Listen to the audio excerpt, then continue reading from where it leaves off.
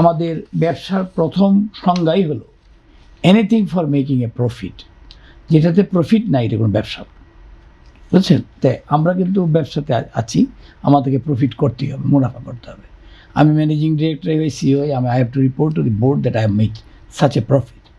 সরকারও কিন্তু এই লাইনে আছে, যেমন আজকে এটা নিয়ে আলোচনা হচ্ছে, কিন্তু এর আগে আপনি দেখেন অলমোস্ট এভরিথিং গভর্নমেন্ট ছেড়ে দিচ্ছে। আমি এবার ক্লাসে পড়াইও, এখানে বলি যে anything is allowed accepting few. টাকা বানানোর মেশিন দেয় নাই সরকার, আপনি টাকা বানাইতে পারবেন না।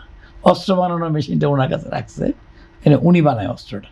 তো এইখানে জ্বালানিরও কিছু আছে, এটা গভর্নমেন্ট রেখেছে। তো এইটা তো আর অস্ত্র না, এটা আপনার টাকাও না, কাজেই এটা যে কোনো সময় ছেড়ে দিতে পারে। এটা কিন্তু বিশ্বে অনেক জায়গায় আছে। যেমন মোস্তফা কামাল সাহেব একটা উদাহরণ দিচ্ছিলেন বিভিন্ন, আমি একটা স্পেসিফিক উদাহরণ দিই। ভারতবর্ষে আপনি দেখেন আপনি যে দেখবেন বোম্বেতে লেখা রিলায়েন্স কোম্পানির না লেখা আছে power produced by Tata and distributed by Reliance, লেখা আছে। কিন্তু প্রত্যেকের ঘরে ঘরে যেখানে পাওয়ার আছে, যেখানে আপনার ইয়ে দেওয়া আছে, কী বলে মিটার দেওয়া আছে, ওখানে লেখা আছে। তা বাংলাদেশের সরকার এটা করার চেষ্টা করছে।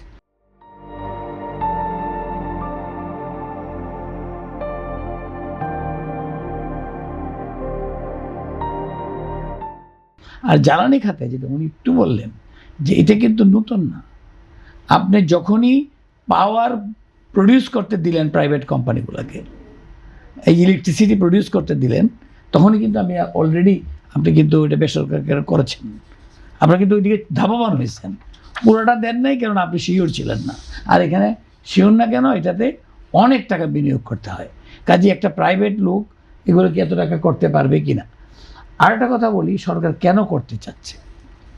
সরকারে যদি থাকে, এটা যে কোনোটাই বলি, যে সেখানে চালায় কে? একজন সরকারি কর্মচারী। আর আমারটা চালায় কে? আমি নিজে অথবা মালিক অথবা মালিক কর্তৃক নিয়োজিত managing director, CEO. I am very much reportable and I am very much watchable day by day, every hour, every day, every month I am watchable by the owners. কিন্তু সরকার এটা ওয়াচেবল না। এই যে একজন ভদ্রলোক চাকরি ছেড়ে চলে গেলেন, জ্বালানি যিনি চিফ, উনি তো রিটায়ার করেন, বাড়িতে ঘুম দেবেন, কী হয়েছিল না হয়েছিল এটা কোনো ব্যাপার না। এরপরে যিনি আসবেন তিনিও কিন্তু বিভিন্ন সিদ্ধান্ত নেওয়ার সময় কিন্তু উনি বড় বড় সিদ্ধান্ত নেবেন, এবং যেসব সিদ্ধান্ত রাষ্ট্রের জন্য বাইন্ডিং। একটু আগে ভাই বললেন, আমাদের জ্বালানি বিশেষজ্ঞ, যে সরকার কত টাকা বাকি রেখে গেছে, যিনি বাকি রেখেছিলেন, বাকিটা যদি পেমেন্ট করে যাইতে হইতো, ওনার বাড়িতে যাইতে হইতো, তাহলে ওর জাহাজ দিয়ে পালাইছেন, ওইটাও করতে পারতেন না, ওনাকে দিয়ে যেতে হইতো। কিন্তু উনি জানেন যে আমি খাই, তারপর দিবে আরেকজন, আল্লাহ ভরসা।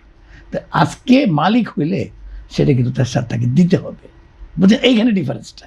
সরকারের কর্মচারী রিটায়ার করে চলে যায়, কিন্তু মালিকের মালিকের কর্মচারী যদি করে, বা যদি এমডিরা করে, হি উইল বি স্যাকড ইমিডিয়েটলি, যে ভাই তুমি তোর সর্বনাশ করে ফেলতেছো।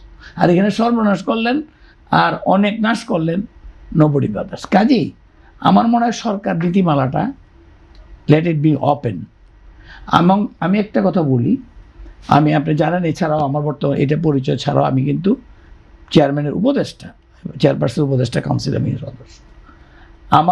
আমাদের সরকার, তারেক রহমান সাহেবের সরকার যেটা আসছে, এটা জনগণের কিন্তু অনেক আদর যত্ন পাই আসছে, এবং 16-17 বছর পরে একটা আকাঙ্ক্ষার এটা কিন্তু সরকার।